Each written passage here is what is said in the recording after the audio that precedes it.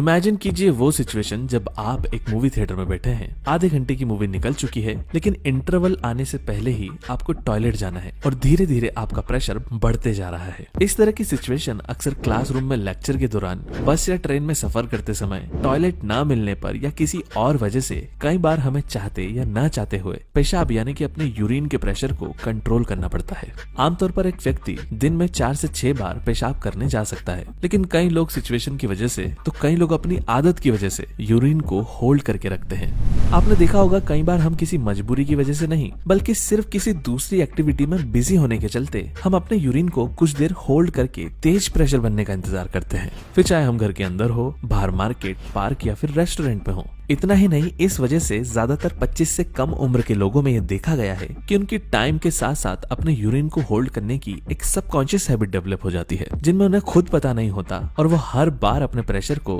अनजाने में रोक रहे होते हैं। लेकिन इस छोटी सी चीज का हमारी बॉडी पर क्या असर होता है? क्या पेशाब रोकने की इस आदत का कोई साइड इफेक्ट भी हो सकता है? ज्यादा देर तक पेशाब रोक लेने से क्या हमारा ब्लैडर फट भी सकता है? हालांकि ऐसे केसेस तो देखे गए हैं, लेकिन उनमें कई दूसरे फैक्टर्स भी शामिल थे। आयुर्वेद के मुताबिक हमारे शरीर में भूख, प्यास, डकार, पाद, मल, खांसी, छींक, नींद, जमाई, आंसू और वीर्य जैसे लगभग 12 से 14 प्रकार के वेग होते हैं, जिन्हें रोकने से मना किया गया है। पेशाब का वेग भी उन्हीं में से एक है। लेकिन देखा जाए तो पेशाब रोकना वैसे इतना हार्मफुल भी नहीं होता, बशर्ते आप इसे बार बार या बहुत फ्रीक्वेंटली ना करते हो, या फिर आप बहुत लंबे समय तक अपने यूरिन को होल्ड करके नहीं रख लेते।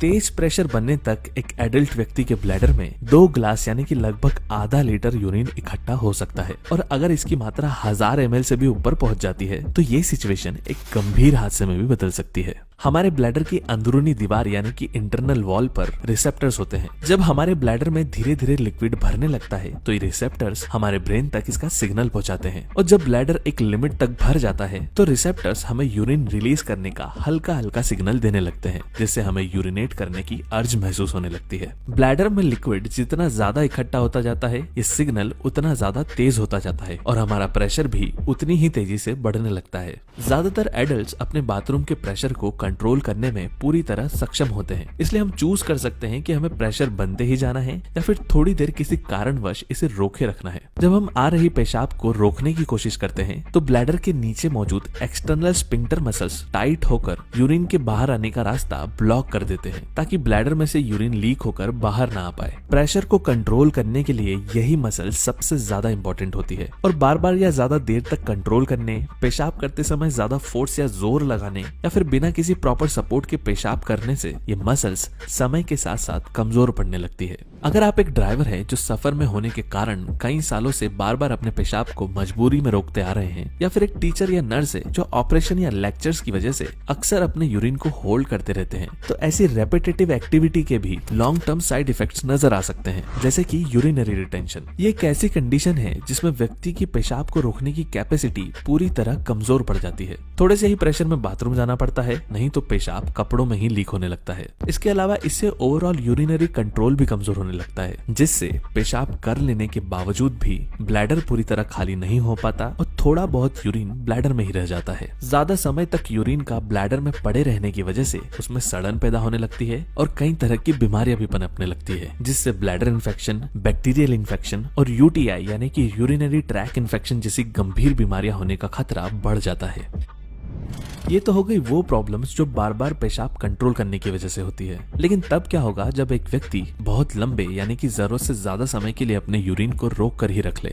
पुराने जमाने के यूरोपियन साइंटिस्ट टाइको ब्राहे की मौत इसलिए हो गई थी क्योंकि उन्होंने जरूरत से ज्यादा देर तक अपने यूरिन को कंट्रोल करके रखा था, जिसके चलते उनका ब्लैडर ही फट गया था।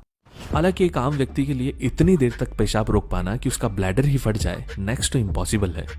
फिर भी अगर कोई व्यक्ति बाय फोर्स ऐसे करने की कोशिश करता है तो आखिरी में व्यक्ति की बॉडी पेशाब को रोकने वाले सिग्नल और इंस्ट्रक्शन को फॉलो करना बंद कर देगी और ना चाहते हुए भी पेशाब ब्लैडर से लीक होकर खुद ही शरीर से बाहर आने लग जाएगा।